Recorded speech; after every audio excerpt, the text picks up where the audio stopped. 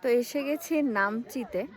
নামচিতে basically দুটো famous জিনিস আছে, সেটা হচ্ছে গুরু সামদ্রুপসের মন্দির, আর সেকেন্ড যেটা সেটা হচ্ছে চারধাম।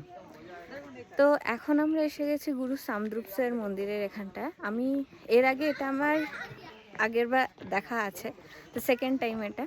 তো আমি এসেছিলাম আমার দিদি দাদা ভাই এর সাথে, এবং এই রাস্তাটা দিয়ে হাঁটার সময় স্পেসিফিক্যালি ওদের কথা খুব মনে পড়ছে এবং খুব মিস করছি ওদের আমি।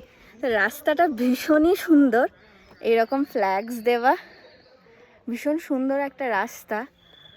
আর কেমন লাগছে? দারুণ। তো সুন্দর রাস্তা দিয়ে আমরা হেঁটে যাচ্ছি। সব থেকে সুন্দর বিষয় হচ্ছে এই প্রথম সিকিমে আমি হাফাতা জামা পরে ঘুরে বেড়াচ্ছি। যতবার এসছি শীতকালে এসছি। হ্যাঁ, আমরা এই সময় কখনোই আসি না, এলে অন্য অন্য সাইডে গেছি, এই সাইডে আসিনি, মানে একদম বরফের জায়গায় গেছি হয়তো। তো যাই হোক, এখানটা খুব ভালো লাগছে।